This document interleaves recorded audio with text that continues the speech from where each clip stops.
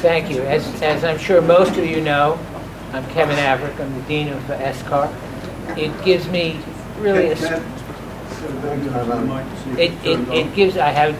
Is the mic on? No. Okay. You don't need it. Use your radio voice. I don't use my radio. We'll be back in a moment. I'm the Dean. Well, that was a previous career, which I gave up to become an eminent scholar and academic.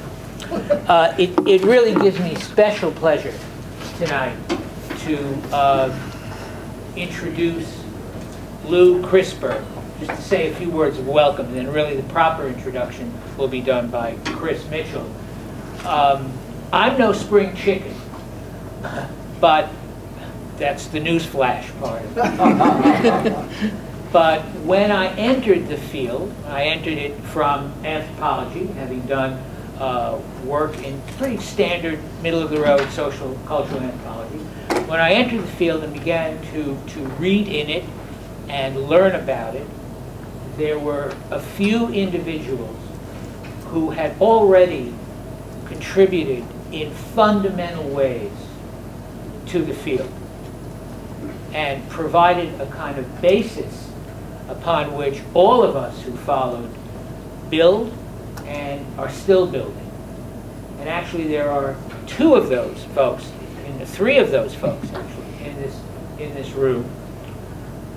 One of them is Lou Kriesberg, who, like so many of us who came into the field from one of the classic social science disciplines. If I came in from anthropology, and Dean from social psychology, and Chris Mitchell from history, I guess, in some way, yeah?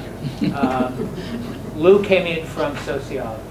And we came bringing our own perspectives and understanding that, in a way, no single discipline was going to adequately help us to understand conflict, deeply rooted social conflict, but also to begin to imagine methodologies, modalities for resolution or for transformation. So there were a number of individuals whose work I read and who started me thinking, sometimes in loyal opposition and sometimes in, I never thought of it that way, which is the other part of loyal opposition. One of those people early on, from his first book on the sociology of conflict, even before the ones that I think we may know in our field Lou better for, and that is the number of editions of the book on constructive conflict resolution.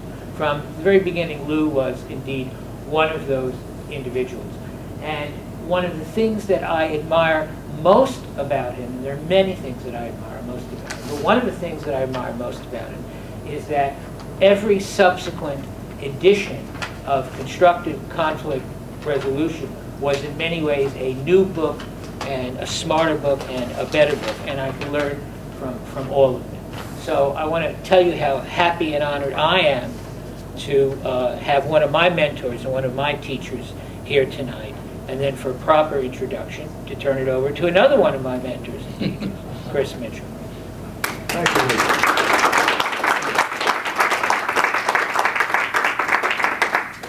You will notice the distinctly different styles between the Dean in his suit.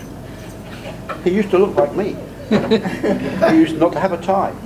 This has to be back by midnight. It's awfully difficult to find something original to say about somebody who is as well known and well regarded as Lou Kriesberg. You know, we all have been reading his books for a long time now. We all know him as a parent of the field. So I think probably the only way I can sort of do justice to this introduction is to rely on sort of history and nostalgia. I remember back in the 1970s when I was looking around for some ideas about conflict that seemed to me to make sense, and I had given up on international relations, which seemed to me to be absolute drivel. And then I came across three books by, as it turned out, 3 socialists. Sorry, sociologists. You're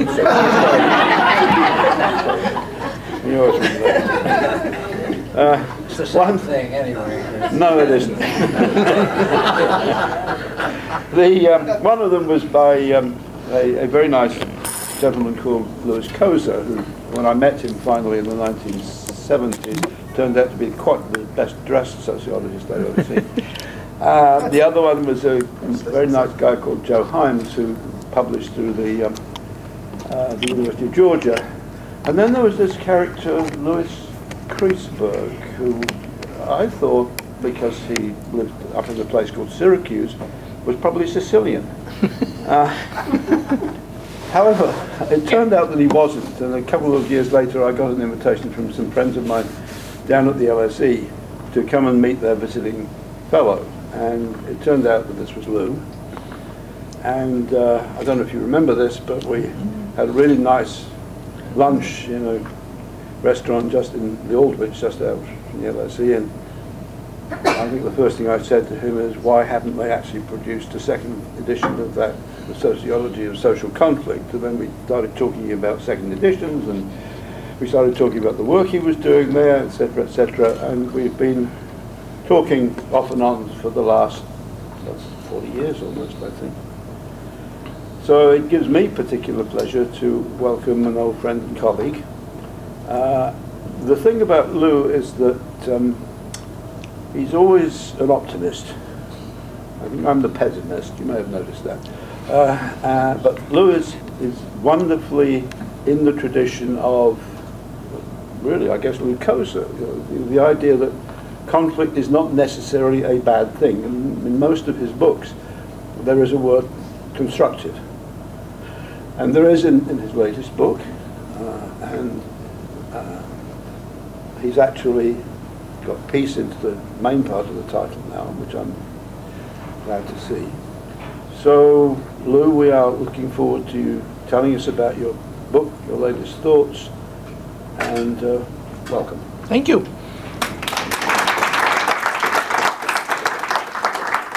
Well, I'm really delighted to see so many friends here, and the comments that were made. But you might very well ask them, why another book? Well, I'll tell you, it struck me that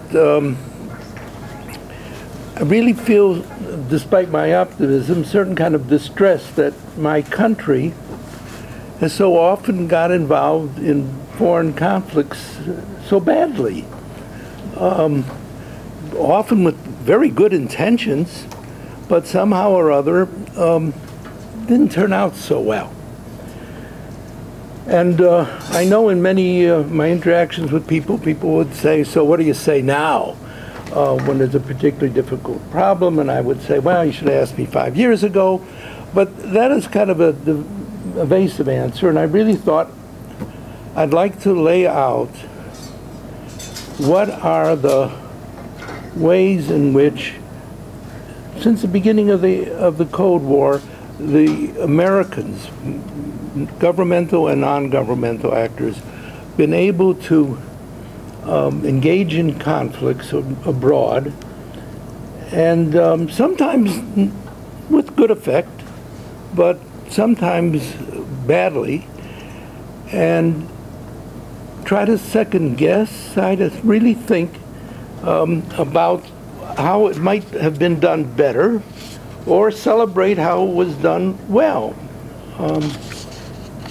So I wanted to lay out and demonstrate there are and were alternatives and will be, and demonstrate that there is a constructive conflict approach based on research and experience that does exist and can give a systematic way of looking at American engagement, but others could do the same for whoever they may be, and come out better. And I think of this as an approach. It's not a theory, which great axiomatic deductions from principles. It's a way of looking at conflicts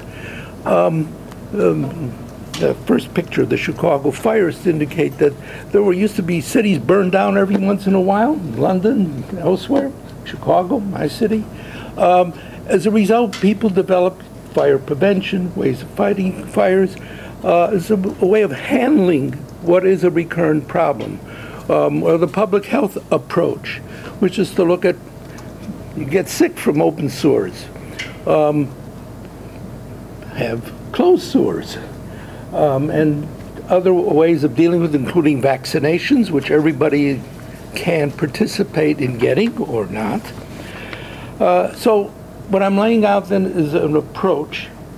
I want to say a few words about what that approach involves, and that entails 7 basic realities. These are empirical generalizations, in effect. Social conflicts, as Chris already has indicated that I emphasize, and many others in the field do emphasize, conflicts are conducted in a lot of ways. You don't have to do it with violence to be in a conflict. You don't have to do it with any form of coercion even. It's always, I think, mixed with persuasion, with trying to convince the other side of something else. And sometimes with benefits. You buy them off, you give them, try to find some mutual benefit if they agree. That's all part of it. And I mentioned from time to time the Cold War, which was an ideological battle in some regards, and was waged a great deal by persuasive efforts by the U.S. and by the Soviet Union to win over people. Each social conflict is socially constructed. The arguments about what is the war, the global war on terrorism, GWAT. That was a particular framing of a relationship. Obviously, Al Qaeda had a very different framing of it, but these are made up ways of looking at a conflict. They're socially constructed. Each party in a conflict is heterogeneous. There are leaders, there are followers, there are rivals, and you can appeal to some of them rather than the others. Conflicts are interlocked, they're linked in time and space, linked in time not only to the past, but to the future. And a constructive way of dealing with conflicts is certainly to look to the future. What are the consequences of your actions and the next consequences of their reactions and the next and next and next. And part of the joy that I've had in working on this book is to take this long historical span and see how each conflict is grounded in past ones, and at any given time, if people had thought ahead, they'd see that it would have other consequences. Conflicts are dynamic. They keep changing. They escalate, they de-escalate. They're never really frozen utterly because some part of it is shifting. And mediation is sometimes contributes to constructive conflict transformation. And one of the most fundamental reality is that considering the other side's concerns is useful.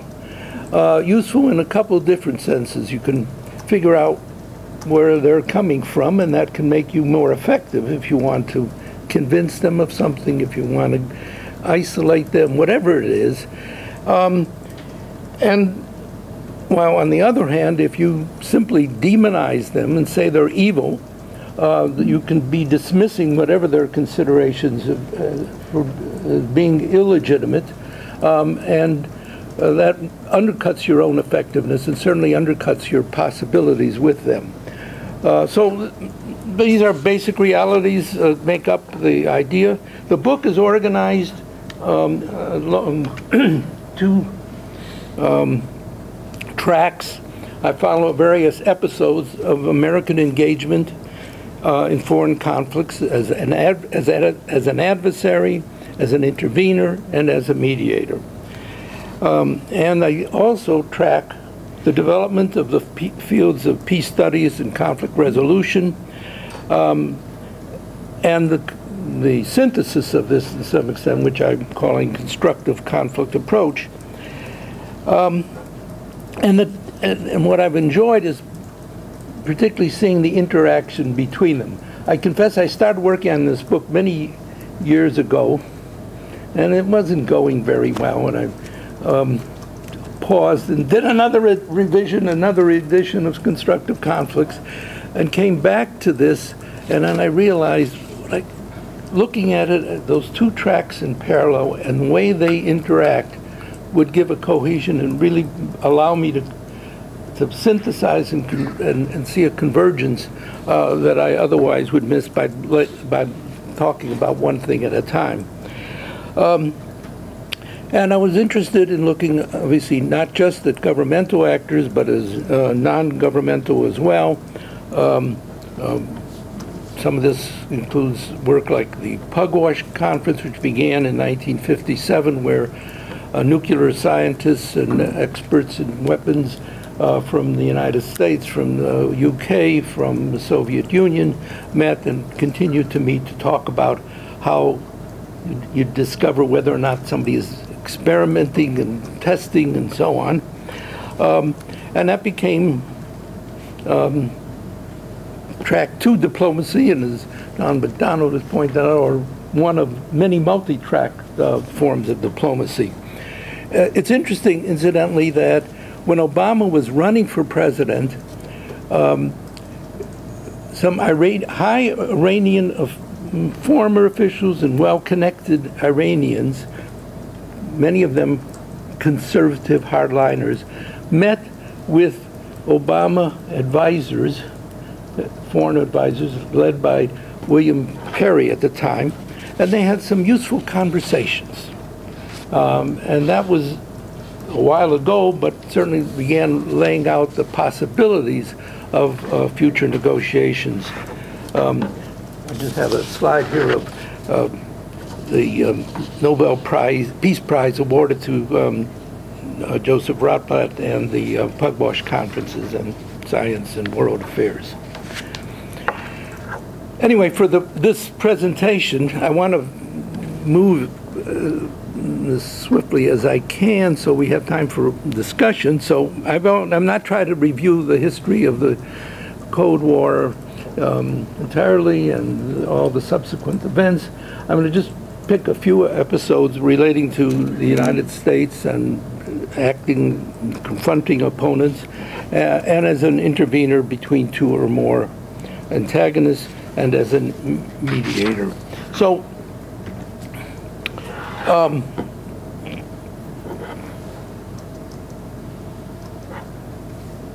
I'll begin with some episodes relating to the United States acting as an adversary. In 1964, there was rioting in the Panama Canal zone. Some of the students from Panama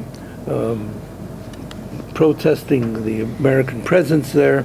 It became bloody. And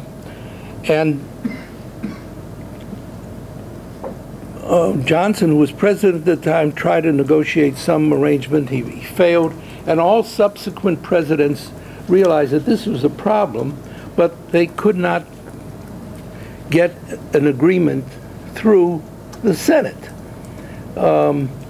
Because, after all, as Reagan put it, it's our canal, and we're not going to give it away. It's ours. We paid for it. We own it. It's ours. And he made a good part of his early political career was based on that outcry. Jimmy Carter studied this and decided, the Panamanians really have a cause here. There's some reason for their saying it's ours. You took it from us. He managed to get it passed through the Senate. He brought the senators down to Panama so they could listen to the Panamanians and understand. He had the generals explain that a canal through hostile territory was less secure than one through friendly countries. And he got it passed. And since then, of course, you heard practically nothing about it. That's not celebrated. And there is a lesson there that's not, we don't celebrate these matters.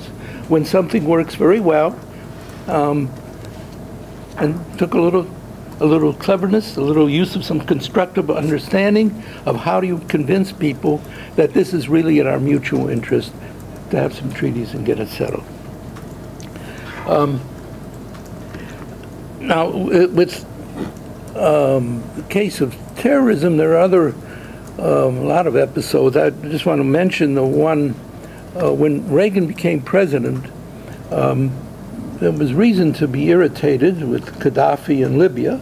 Gaddafi was using his oil revenues to support what we regarded as bad people all over the world. And so Reagan and his associates decided they should bloody Gaddafi's nose. And they sent those airplanes over, and there was a whole series of violent mutual exchanges, which culminated in the bombing of Pan Am 103, in which 35 Syracuse University students were killed, and that's a memorial to them. But then there was a little question, who did it? And when Reagan left the presidency, George W. Bush, and they were still trying to figure out who did it. There could be there's several possible people who would want to do something nasty to us. And after a few years of intensive work, the police around the world, they implicated 2 Libyan agents. And that went to the UN. The French were involved because one of their planes had gone down. There was negotiations, and finally, there actually was a readiness of Gaddafi to turn over the 2 agents. Nelson Mandela apparently helped. He went to Gaddafi and said, you know, the UN really is a good organization. You should cooperate with the UN and be reasonable. And, you know, when Nelson Mandela said it to Gaddafi, it carried some weight, and he did it. And they were tried under Scottish law in The Hague because the plane went down in Lockerbie, Scotland. And Gaddafi didn't have to turn over his agents to the U.S. So it happened, and after further steps, sanctions were reduced, and finally the relationship was normalized, actually under George W. Bush, though he would claim this all had to do with his attack on Iraq or something like that. Most people feel this was the consequence of a whole series of sanctions and negotiations that finally culminated in a normalization. Of course, that doesn't end the story, but because conflicts are interlocked forever. Okay, we're going to go. But there have also been very destructive escalations, certainly those related to the war, GWAT and the war on terrorism, I think has been in many ways destructive, certainly to the extent that it led and was used as a justification for going to war against Iraq. One of the chapters that I particularly pleased with in the book was the chapter about this period.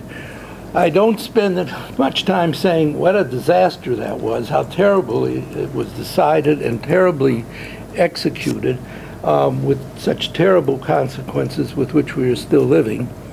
I rather framed it in terms of how the hell did that happen? How could that have happened in America? What is it that allowed such a decision to be made and executed so poorly?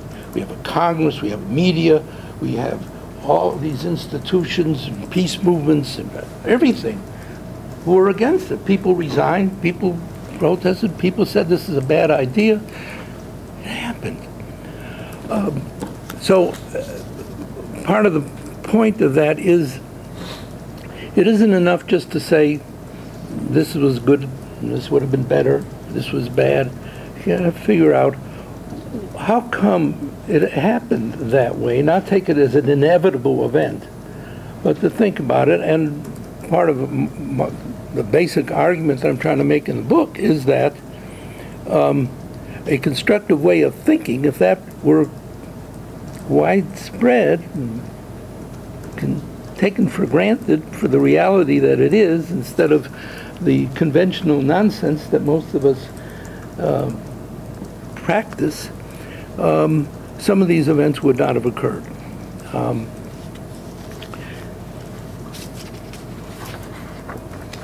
So I want to mention some other constructive approaches. There's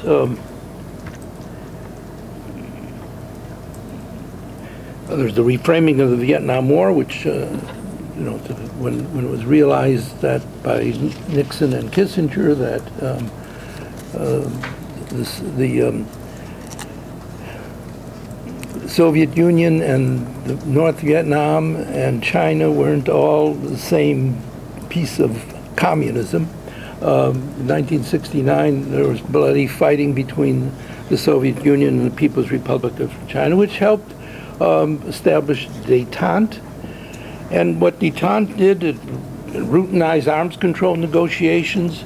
We negotiated with this terrible regime, an authoritarian, dictatorial regime, and made treaty after treaty, which moderated, controlled, constrained military weapons.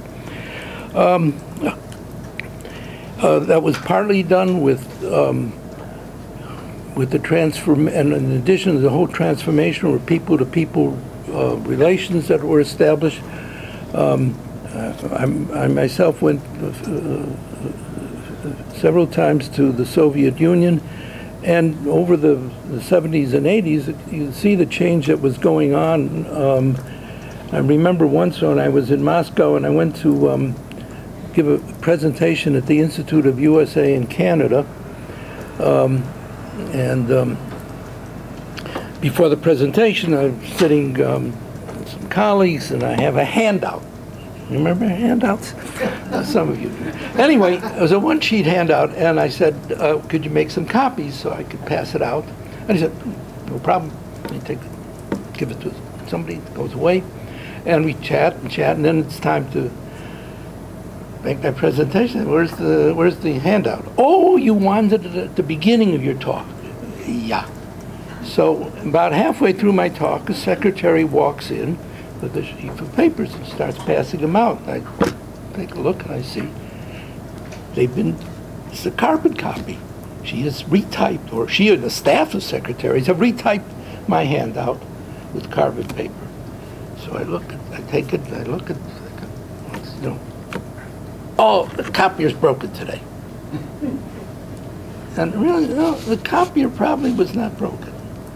It was probably easier to get a secretary to retype it and retype it and retype it than to go through the procedure of getting approval for use of the copier, because those things are under some control, because you don't want people copying all kinds of stuff that might be dangerous. So, and you know that he knows that I'm thinking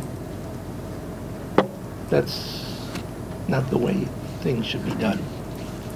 And over again, I'd have these kinds of experience with people who could see their behavior through my eyes because they've been to the States, or they've been to West Germany, they've read, they've seen, they know that what they were doing was not very good. And the whole ideology of human rights, again, undermining some of the ideology of the Soviet regime. Do you mind using this? We've had a few comments. Okay. Thank you. Is this on? Is that better? Oh, well, thank you. Okay, all right. I thought it was, okay. Let's see.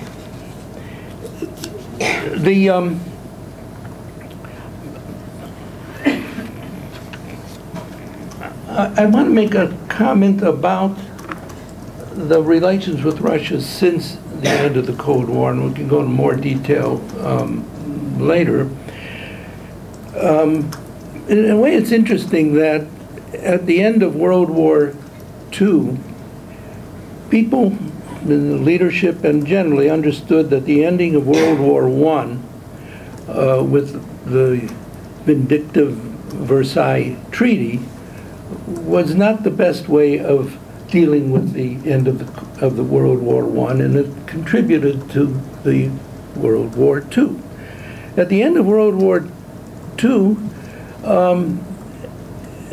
that was understood, but with the ending of the Cold War, I don't think that was remembered so well. It isn't as if there were vindictive treaties written against the Soviet Union or the successor Russia, but there certainly were some taking advantage of the weakness and the problems in Soviet Union and then in Russia. We certainly gave a lot of help to Warsaw and to Poland, to some of the other countries which had been under communist rule, but we insisted that NATO was essential, and NATO, not clear why it was essential, but it was essential. And it was essential, there was some indication that maybe East Germany would be held in a particular status and maybe not militarized, but very quickly NATO was extended to East Germany. East Germany ceased to exist. It was all Germany and all part of NATO, and on and on. When I was teaching, and I would mention, what about OSCE? Of course, nobody in America, none of my students certainly ever heard of OSCE, the Organization of Security and Cooperation in Europe. But that might have been a much better organization to strengthen, to develop. It included Russia. And NATO didn't, even though we made special arrangements, they were kind of an associated member. But clearly, they weren't. And there are a lot of quotes at the early years of Shevardnadze saying, why do the Americans keep wanting to make us jump through hoops? We keep saying yes, yes, yes, and they keep saying, oh, we need to test you some more, and test you some more. And I think that it's had some long-lasting repercussions. Finally, under the escalating constructively, I want to just mention something more about the role of conflict resolution theories and ideas and peace studies. One of the great emphases in this arena is Gene Sharp's book on the politics of nonviolent action, which was published in 1973, and then he went on to publish many other works detailing the power of nonviolent action, and obviously there also were more and more actions which were successful as nonviolent actions, and partly in ending the Cold War and the dissolution of the Soviet Union. But also the whole notion of the variety of ways in which you can communicate through dialogue, through workshops, or tools for mitigating, preventing, stopping, and ensuring a peace afterwards, which was not so unjust that it would set up the conditions for a further outbreak of destructive conflict. As far as America as a foreign intervener, that's been really remarkably unsuccessful. Some actions, of course, have been covert, Guatemala, Iran, Chile, and so on. They are ones which, at the time, for the moment, seemed like they were great ideas. They were saving Guatemala from encroaches of socialism and communism, maybe. At least it would mean maybe a threat to some of the large plantations which were owned by the United Fruit Company. I heard the former U.S. ambassador to Guatemala once observing that not only was John Foster Dulles head of the it was Secretary of Defense, but then you also had Secretary of State, and you also had his brother, who was the head of the CIA, and was also an investor in some of these companies. But they were regarded at the time by the government, at least, as, well, that's what we wanted to do, and they've all had, I think, rather bad consequences.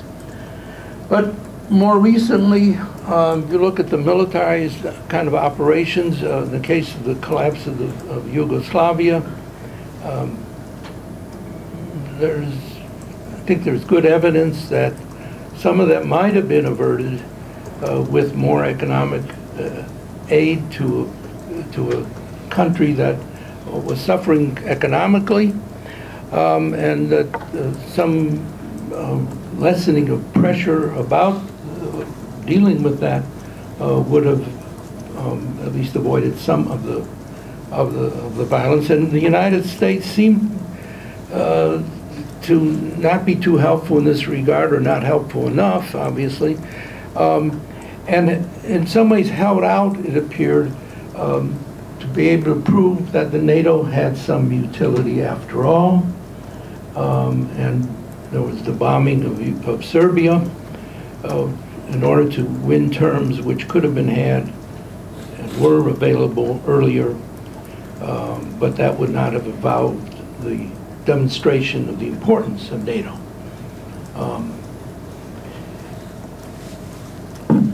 There's also the failure to recognize the relative significance of the nonviolent action in Kosovo, which is very effective in resisting the Serbian oversight.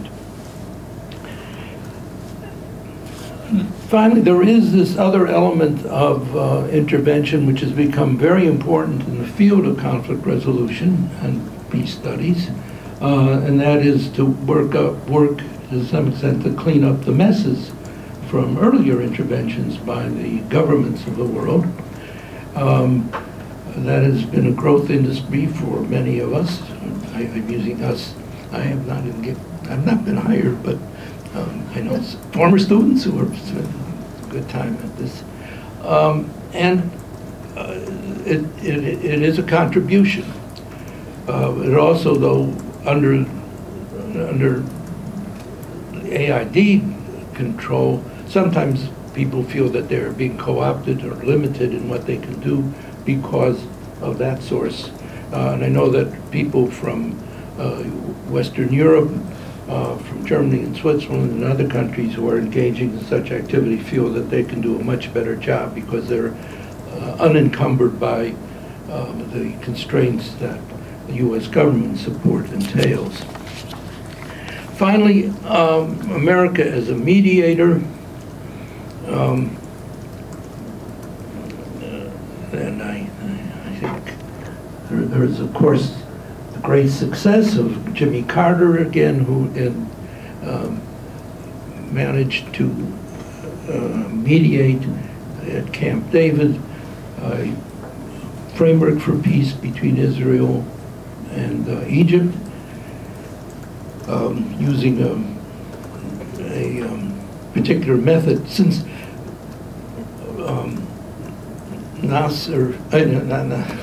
Sadat and the Israeli Prime Minister Begin couldn't stand each other after their initial encounter. They didn't speak to each other except when they went and visited the battle of Gettysburg. They could talk, but generally they didn't talk to each other.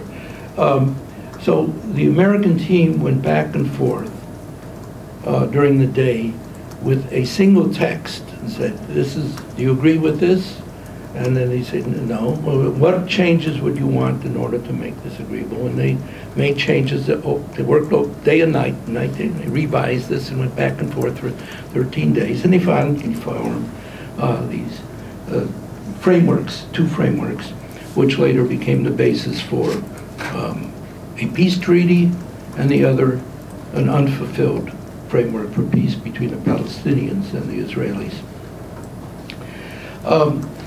The other major effort for peacemaking between the Israelis and the Palestinians involved American intervention, mediation, not so much initially. That began directly between the PLO and the Israelis in the Oslo process.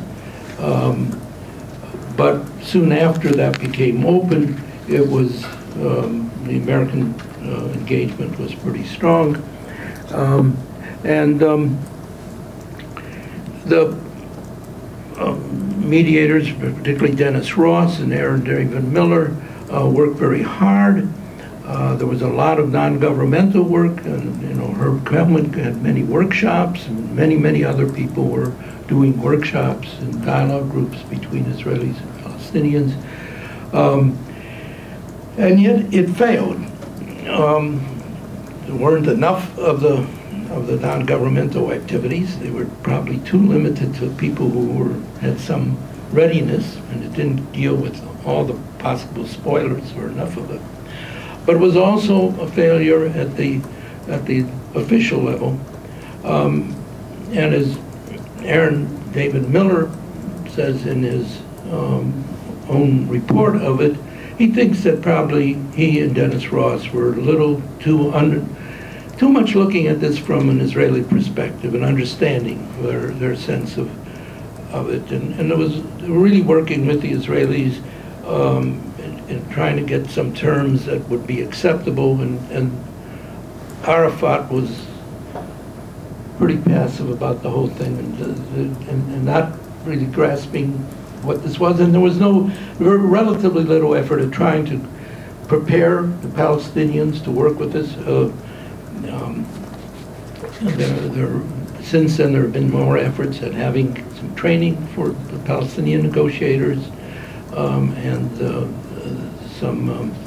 actually John Murray, some of you know, was involved in training some of the Palestinian negotiators under British sponsorship. More of that could have been done. And after Arafat died, there certainly was a lot of a new opportunity, and there almost were agreements a couple of times after the Annapolis conference. And I think that was not followed through, and instead there was the strategy of unilateral separation. I think Sharon decided that there just was no way of dealing after the Second Intifada, that the bloody uprising was enough to produce a rather bloody suppression, and the result was unilateral separation from Gaza. These pictures are from 2010, just before I came here for a previous presentation. They're the wall between Bethlehem and Jerusalem. See the Palestinians with their camel and the menu for a restaurant on the wall. On the other side, it's rather grim. All right, I want to finally turn to what the main aim of the book is. I've tried to provide documentation. There are a lot of footnotes, and the book really isn't this thick with text. There are a lot of notes, and but it's all to make it possible to understand there is an alternative. There's a constructive conflict approach that is possible. How can that be made real? And so what I've tried to do in the final chapter is to talk about what changes need to be made so that there is an infrastructure for constructive strategies. And first of all, it means changing the way we think about conflict. It was so limited, as so many times the discussion in the media is, well, do we have to send boots on the ground or bomb them or do nothing? No, hell, there's a lot of other things. There are a lot of other alternatives than boots on the ground or bombing or nothing. And all the others are considered not quite as good and real as bombing or boots on the ground. And I must say that on the whole, Obama seems to have some awareness of that and does seem to think long term. And he's, what Peg Herman, talking about leadership styles, would characterize him as a strategic leader. He has some set of a goal and tries to figure out how do you get there, and is willing to think about afterwards and afterwards and afterwards. But very little of that gets any kind of credit. It's being wimpy. And of course he's faced amazing hostility and obstruction. But I think if you read the book, go over those basic realities, you see these are ways in which if we can convince the rest of the world and our people that this is real, our outcomes would be much better. There also needed to be changes in the American society. When I was younger, there was a great deal of studies about military-industrial complex. Books and books were written about it, and now there's hardly any attention to it. It's just the way it is. You know, it's air we breathe. But there are a few non-governmental organizations which have complained and try to promote some cutbacks or at least some limitations on military spending based on the idea that it's wasteful money, and everybody agrees there's a lot of waste. Everybody knows there's a lot of waste. Congress promotes and pays for funding weapon systems which even the military don't want. So we need to figure out ways in which that can be altered, the military-industrial, governmental, media, educational complex, news coverage, which could be much better, obviously, and hopefully with some of the new media, there is some better information. Peace movement organizations are doing a better job, I think, now. In the past, it's often been simply crying out, no, don't do that. Don't go to war. No. And I think now there is much more sensibility of saying, well, there are alternatives. It isn't just, there is a problem here, not denying a problem, but there are better ways of doing it. And I think what would be very needed is some really large-scale alternative think tanks which spend time thinking about those alternatives and planning ahead. You can imagine various conflicts that might very well escalate. To think, work it out, and there are a few who attempt to do this, but they're relatively limited, and they don't get much of an audience. Carnegie gets some audience once in a while, but most of them don't. I think if we had a little more visibility for them and built up more, that would be very helpful. Obviously, there are changes needed in the American political system. Everybody was agreeing for a while that the State Department needs more money. And we had so many more people in military bands than there were in the Foreign Service. But I don't see any change. And again, I think those things need to be changed. So the State Department is trying to be a little more innovative. And finally, I just want to mention the United Nations. It is incredible to me. I've looked at some of the data that year after year, decade after decade, the American public thinks that the the United Nations on the whole is a good thing. And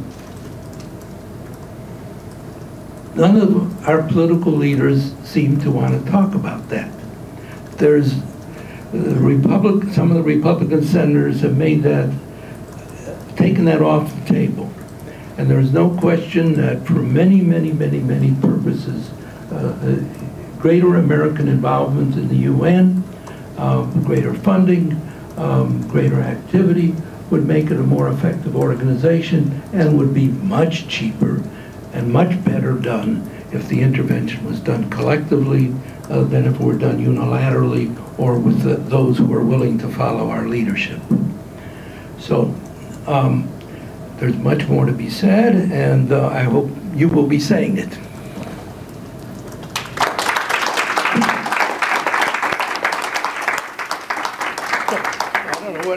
I do want to hear what you think and what you want to do about it. Okay, do you want me to let him see? Okay. All right. Cassie, could you, have you got another microphone somewhere? Yes. Do you want to give it to anybody who wants to ask a question, make a comment, etc., etc.? You've stunned them. Hang on 1 second. This one's actually running out of batteries. We're going to grab some Oh. more. All right, wait. That's around this Shout. time. Yeah, shout. No, you can do that. Yeah. Well, for lack of a better question, I'll ask one. I'm curious about your comment about the United Nations, because I think that it's a really incredible potential, and since the U.S. government doesn't seem too interested in it, or their countervailing forces, what do you think we could do in academia what kinds of things could we be doing? And you recall the citizen diplomacy in the early 70s and the sort of history of peace studies and conflict resolution fields. Well, Use the microphone. okay. Again, in many educational institutions, the UN is important. And students in high school and in college have the motto UN, and so there really is a tremendously energizing experience for many students. But it doesn't lead to anything else for them because there's no follow-up anywhere. So I think that part of it is for us, when we're thinking about policies, not to say, well, we're trying to tell the U.S. what it should do.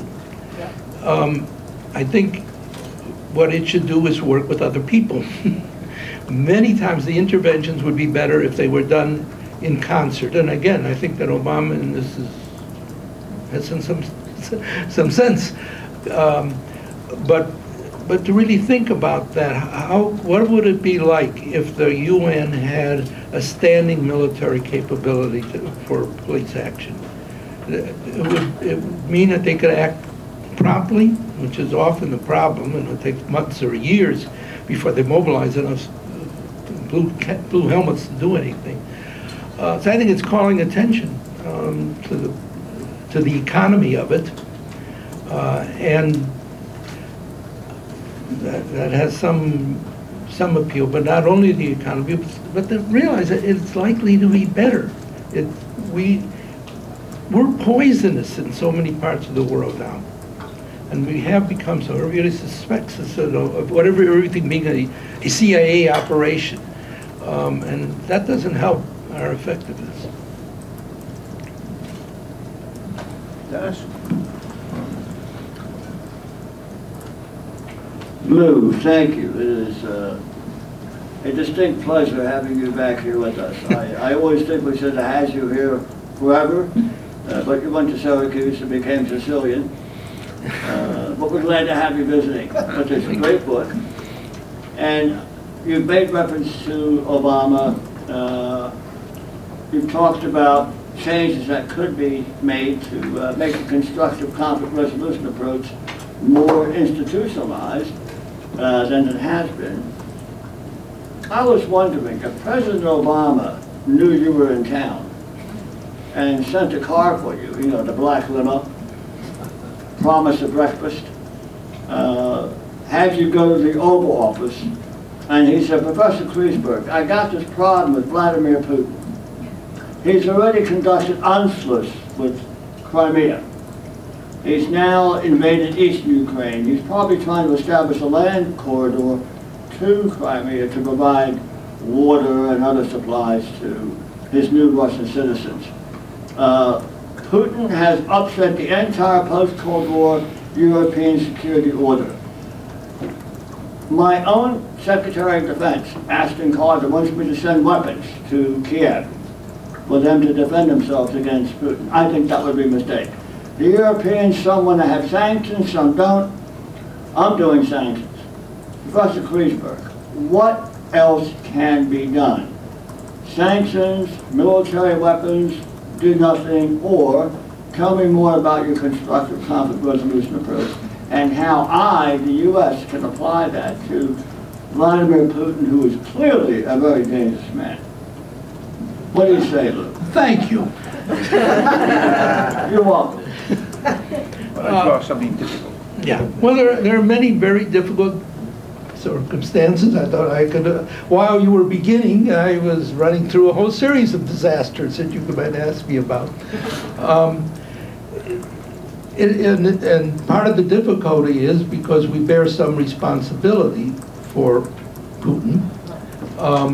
It's true that I think when Obama came in, he did try to have a reset, as they termed it, and improve relations through Medvedev, and succeeded. There was a lot of cooperation, actually. Putin, in part, has his own agenda. There's no question. He's enjoying being the autocrat and raising and getting money all over the place, and he revels in this.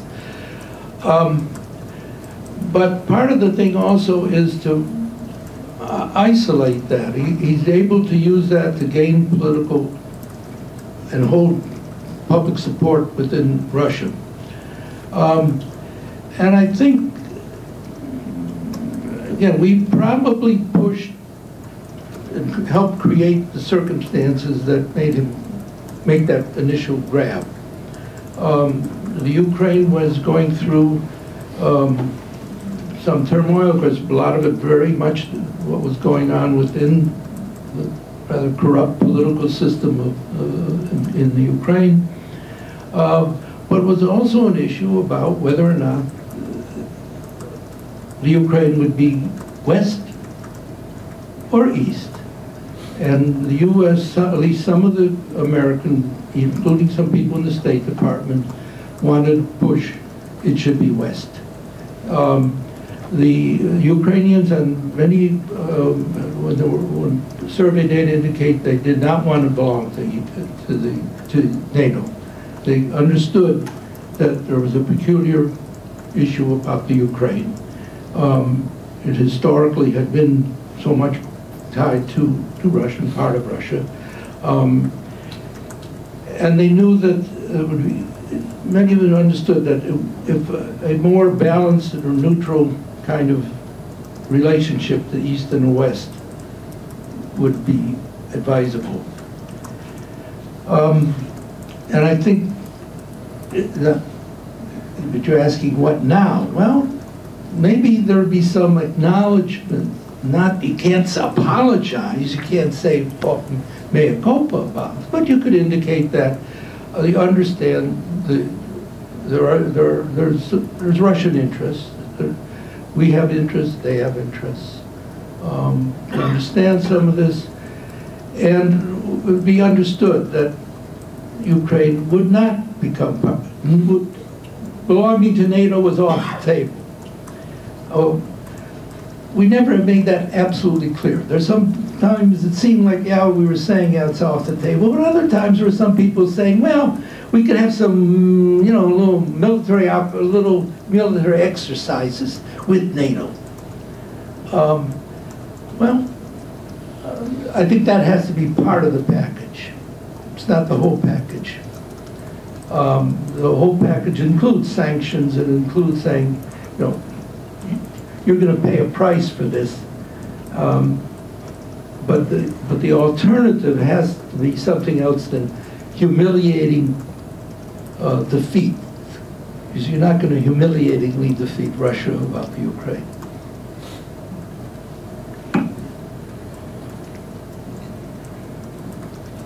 Okay. Diane.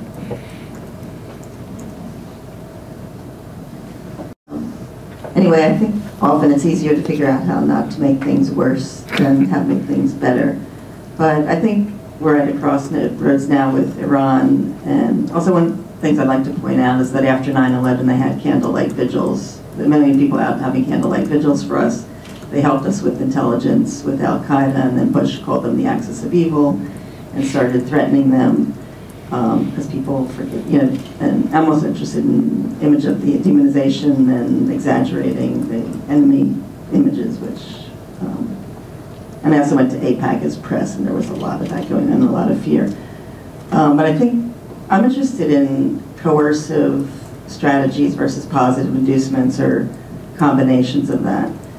And sanctions don't have, right, in like one study of 100, I think we talked about this, 100 cases of sanctions, they failed like 86 times. And some people believe that the reason that we're bringing Iran to the table is that the sanctions definitely did, and other people not so sure. And also we don't know if positive inducements might have worked better. But anyway, I'm interested in potential for reconciliation strategies with Iran, and it might include things like apologizing for 1953 or other kinds of, you know, historical, you know, something like Truth and Reconciliation Commissions. Or if you just, you know, share some thoughts about it. Yeah, well, actually, under Clinton, there was an apology to Iran, in the sense it wasn't, you know, it wasn't using just that word, but the sense is that they have, we understand the reasons that they have for our intervention and interfering with their democratic processes in restoring the Shah to power.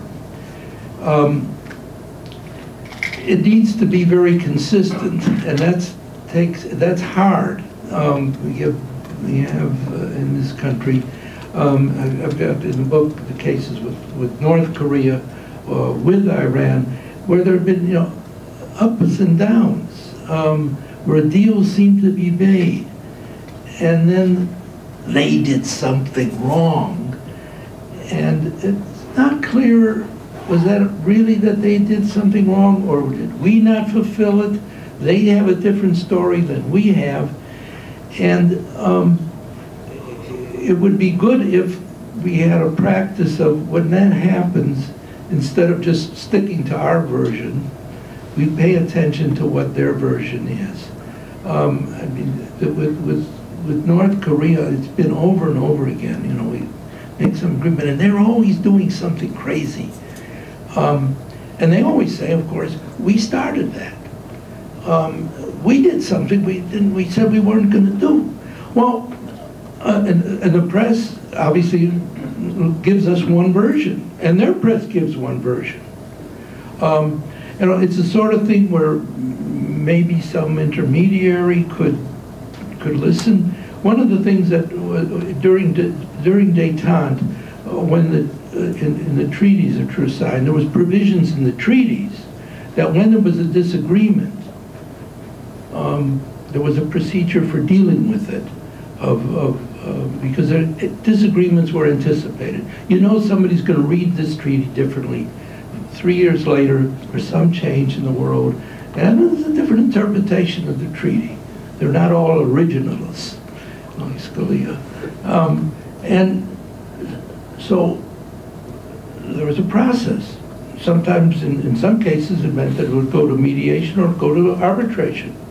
In the peace treaty between Israel and Egypt, it finally went to arbitration. It was agreed upon before. That's harder to do when there isn't a signed agreement, but even with some more understandings, that we pay attention to the possibility that the other side has another version of what happened. That's a first step. And the later steps are probably require a lot more interaction at many different levels. One of the nice things about Dayton is you have visiting academics, you're visiting media people. There was a lot of exchange. With Iran and North Korea, there's relatively little. Syracuse University actually has, for several years, been an exchange on technical matters, IT matters, with North Koreans who come to Syracuse, and Syracusans who have gone there. It doesn't receive much publicity, and initially there was an interest in not making it very visible. The North Koreans don't want to think this is a track two, that this is any kind of peace negotiations or any political thing. They just want to discuss technical matters about information technology. So we don't use any such words. And there's another project of Jews and Palestinians in Israel marketing olives, and the State Department wants to call it a kind of reconciliation, but the people there, you don't want to call it reconciliation. No, they're cooperating for business purposes. They're trying to sell olive oil, and you want to help them sell olive oil. And don't say it's making peace. Peace may follow. I don't know. You're smiling. What do you think? That's right.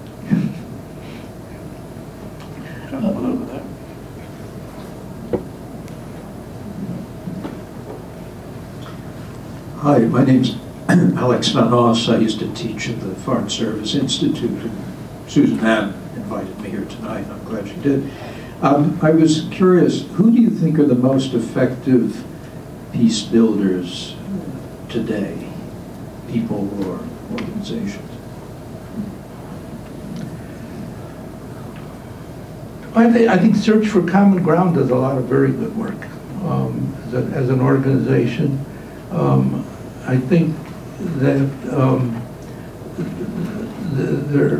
there's a lot of European organizations that have been very innovative over a long period of time, from Switzerland or West Germany.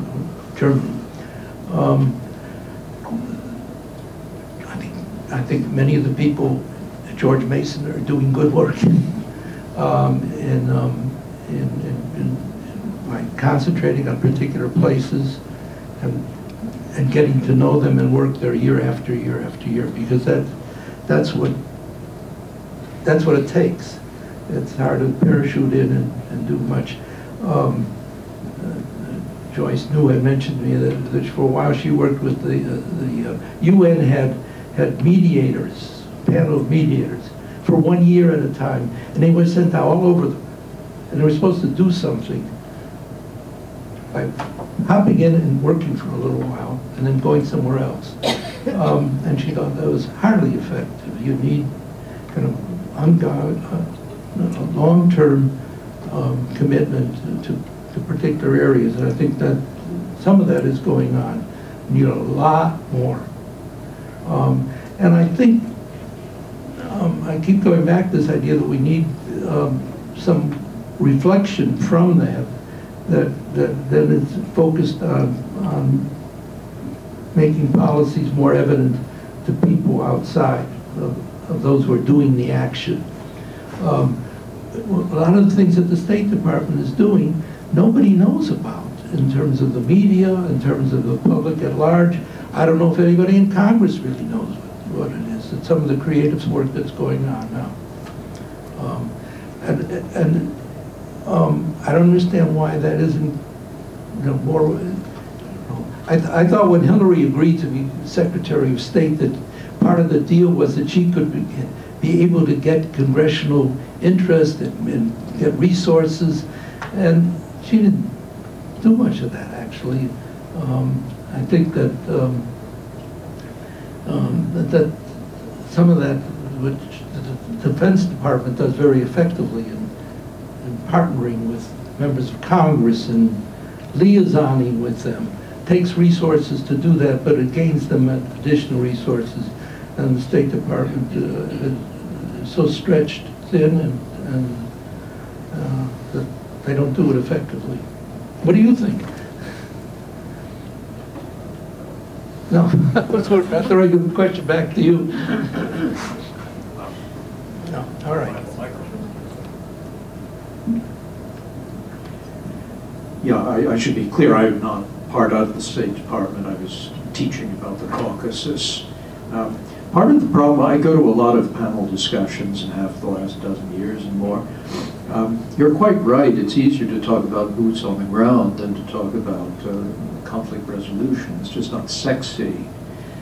So I think part of the strategy would be to cultivate certain journalists, whether it's NPR or whatever, so they're not just covering the action, they're covering the wider scenario and doing so in an interesting and thoughtful way. And the other thing might be to, say, partner with the Kennan Institute. Each think tank has a slightly different flavor in this town. But the Kennan Institute to have a series on precisely what you're talking about tonight. And that might be helpful. I'm happy to say, though, I did have students who are in the Foreign Service who had done studies here in this department. I was quite surprised. So.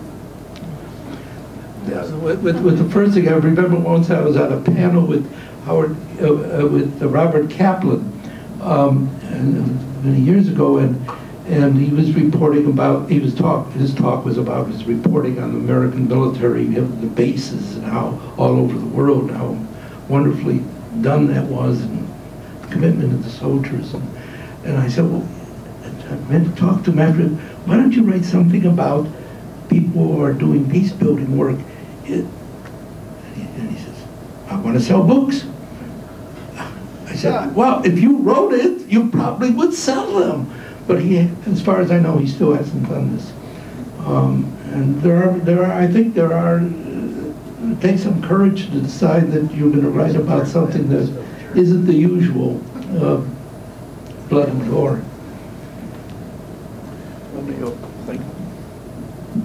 Okay. Hang on, Rich, would you like to sort of follow up? You answered the question by talking about non-governmental organisations, and I can remember the time when there were a number of countries that actually could act as intermediaries, Uruguay in Latin America, Algeria in Africa. What happened to them? Are there any substitutes now? I don't know. I was just focusing on the U.S. I guess in different regions at different times there have been. In Africa, there's a lot of local action by South Africa. I think by for a while Egypt did some of that. Now it's preoccupied. Pardon? It comes, it goes. Yes. Rich. So you mentioned two things that. Two depressing facts that I'm trying to write about too, so I wanted to push you a little bit on this. One is the military-industrial complex, which you absolutely correctly said is now become sort of the air we breathe.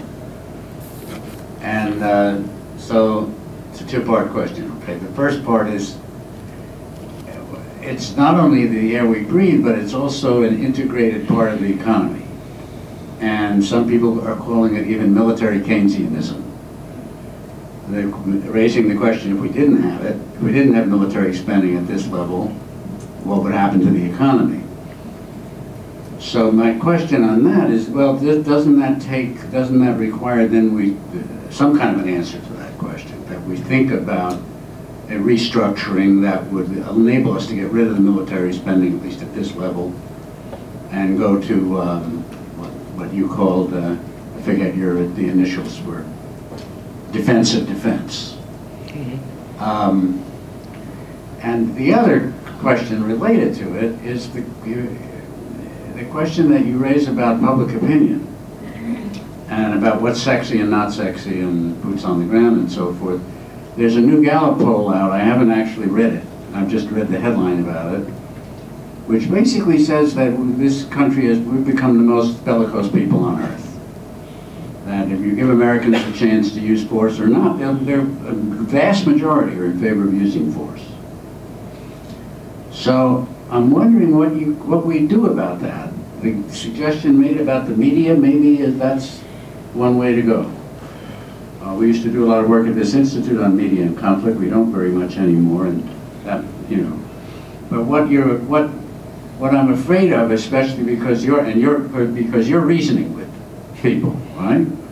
Is that if we don't want you, I don't know if you know Mel Brooks's routine about the psychiatrist who is boasting of his success as a psychiatrist, and he says he had this guy who came to see him who would do nothing all day but tear paper.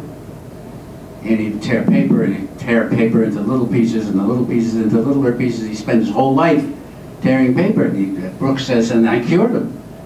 And so the interviewer says, how did she cure him? And Brooks says, I told him, don't tear paper.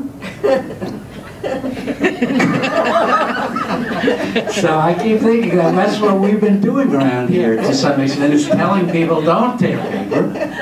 Right? Yeah. Well, actually,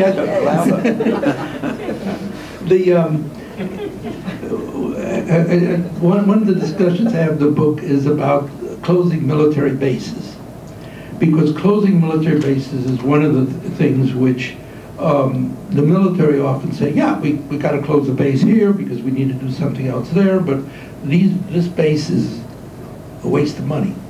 And of course, the representatives from that base say, no, you can't take that away because it'll hurt our economy. And that became such a severe problem that they wisely set up this base closing procedure where a panel talks to the military, what military bases are available for closure. They go around and examine all this, and they set up a package of closures, which has to be approved or turned down in its entirety. Congress just passes it. Everybody's off the hook. Now, and research has often indicated that when a base is going to be closed, if there's preparation for that, the economy flourishes afterwards, because the people begin to think about how can they diversify. They can improve the economic well-being of that community than when they were reliant on this one source of support. So that's one device. It's harder to think of that for a military weapon, but it may also be a Boeing is so important for the economy in Washington State. How could you not give them a contract when, and so on. So I think that if there was some more comparable procedure for looking long term at when something is going to be closed, that there is some understanding about that, and some assistance given to the economy. Early on in my work, I had I studied the European coal and steel community, and when it was first established, they knew that a lot of miners, coal and steel, iron miners, were going to be losing their job because some of these mines would be closed. And they thought about what were about the workers who were going to lose their jobs. So they sent a commission to the United States. You see, the United States is one huge market, and this must be going on all the time in the United States. What do they do? And they went there, and it was a very short report. And they came back and said they don't do anything. They don't do anything. We just don't take that into account. Who's bearing the burden of that kind of increased efficiency? In Europe, with the European, they did. That people were paid wages for a year. They were helped to relocate, to get education. It was understood that this was a public good and a public responsibility. So I think there are ways of dealing with that, because it is a real, it's a serious matter. Last year at the back.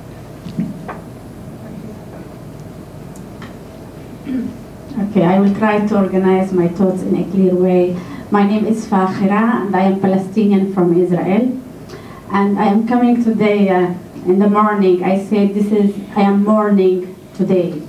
I am mourning the results of the election in Israel, and I am mourning a shared future that's coming to our region. And I'm just wondering, when you are talking about our conflict, the peacemakers in America, talking about it in very soft language.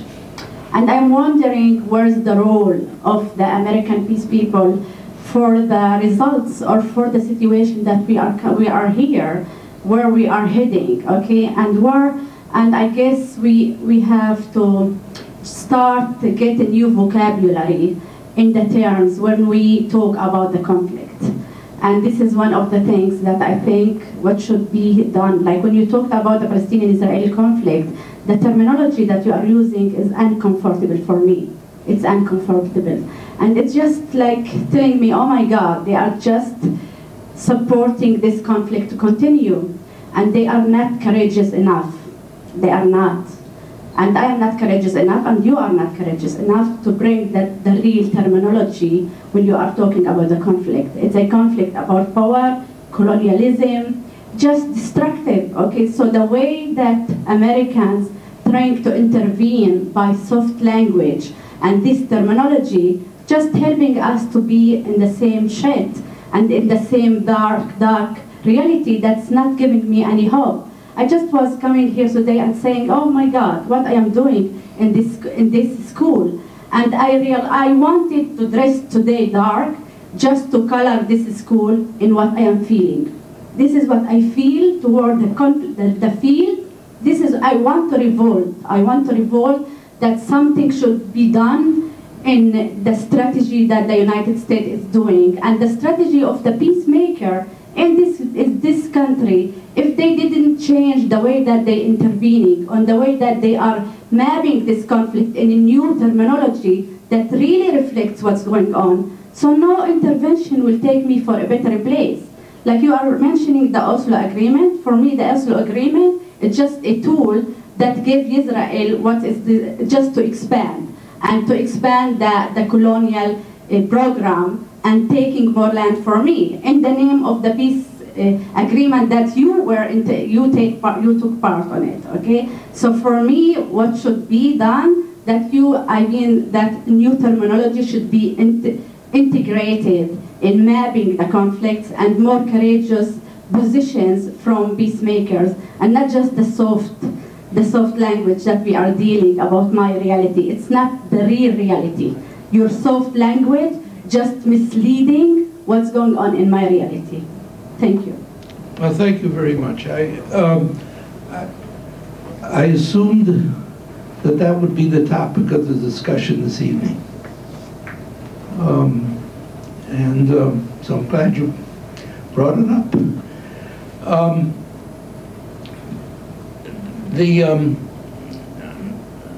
I think that the failure of Oslo was,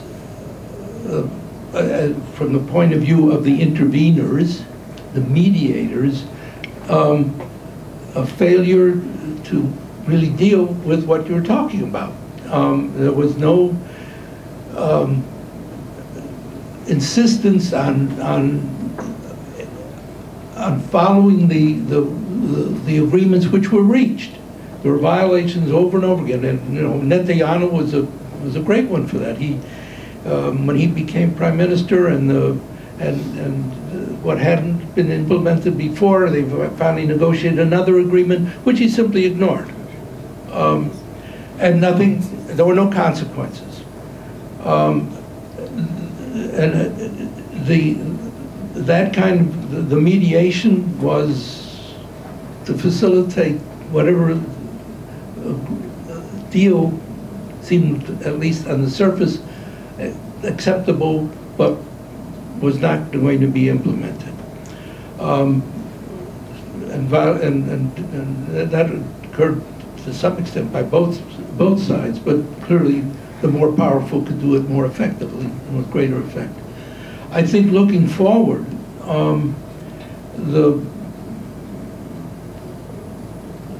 there are some new possibilities which will be strengthened, hopefully. Certainly the move that the PA has taken to internationalize the conflict is an important way in which to redress the power imbalance. For a long time I've argued that it may be difficult politically, domestically for American presidents, not just because of Jews, but also because of evangelical Christians, to put pressure on Israel. What is more important and hopefully more effective would be to give a lot more support and attention to the Palestinians. I mean, on the media, there's total absence of anybody from Palestine present. I think immediately Obama should call President Abbas and invite him to the White House and say, well, we got to talk about what's next. The internationalization of the conflict is a strategy that may begin to help. But the United States so far has been very resistant to that, and that too should be changed. It's difficult to change because of the Congress, which has passed legislation that makes it illegal, or makes it that if the PA does this, then the U.S. must cut off its funding to that unit of the United Nations, which is acknowledging their and recognizing them. And that may be difficult to change the legislation in this Congress, but there I think could be ways of you reinterpreting the law in terms of national security reasons and so on. That's what lawyers are supposed to be able to do. And begin acting in those terms. But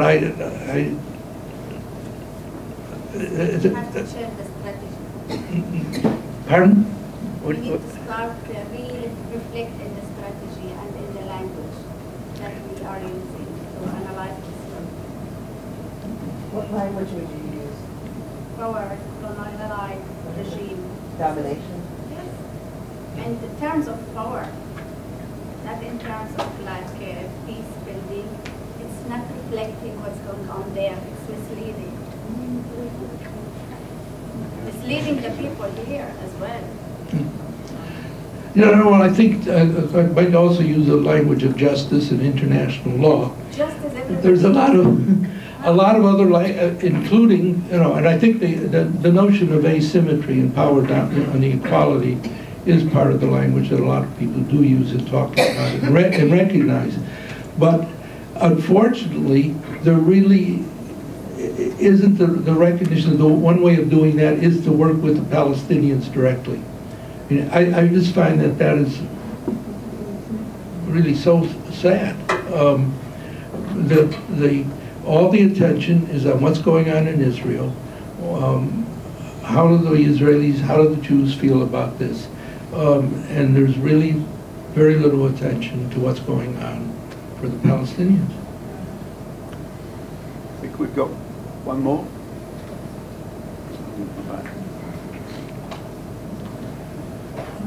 Dr. Kriesberg, thanks for your presentation. I'm an international student at ASCAR from Tajikistan. My question is regarding the counterterrorism, U.S. counterterrorism policy. U.S. has been spending lots of millions of money in combating terrorism, but in my opinion, it hasn't been effective. And you have mentioned about one principle, which is considering the other side, would you say that this principle is also applicable towards dealing with terrorists? Yes. I think, and I think there's some recognition of it, but it's been a blundering one. Even under Bush, there was we have to have public diplomacy. We have to, and they were commission after commission looking at what was being done and said, this is horrible, this doesn't work. It's telling the world, oh, we're nice to our Muslims in America. We're really very good. And that is of no interest particularly to any of the people that are really concerned about American involvement and what America is doing. And I think the sense of you read what Osama bin Laden and his associates published, or they had complaints, which I don't think that ever appears. It's just they hate us. And no understanding that there's some very specific grievances. Now, you may say that they're mistaken about it, but they are grievances. And one thing this to do is to attempt to some extent even to acknowledge them. The U.S. finally did move its military forces out of Saudi Arabia, which was one of the first grievances. Osama was really upset at the idea that there were Americans based there. And it took us many, many years, and then they finally were moved out. But we don't say that we did it because Osama bin Laden wanted us to. But if we had done it immediately, as we promised, it wouldn't have been an issue. And there are many things like that that have to do with policy. And the other thing is, some alternatives for people in the region. Obviously, the regimes are disliked by many of their constituencies. People are dissatisfied with corruption and lack of progress of economics. It's hard for us to help much because it's pretty entrenched. But at least some more regional support could be given by local people in conjunction with some foreign money. It cannot be done by the United States going in and doing it very much, but it can be, and I think that that's part of the Obama sensibility. Says, yeah, we can make things worse before we make it better, but we can work with regional actors and try to figure out, because they are threatened as well, and ISIS is making some contribution to that. All right. Lou, I think we've run out of time. Okay. But not of questions and issues. Questions. No, I have several myself. I'll do this over lunch, over supper. Okay. What is just one? You want to do that? Yeah. All right. No. Okay. We haven't been able to get any copies of Lou's book, but there are some flyers here. Please take one. Please read the flyer. Go out. Buy the book. There's a discount. There's a discount on There's a discount on there. Right. But Lou, thank you again. Well, thank you.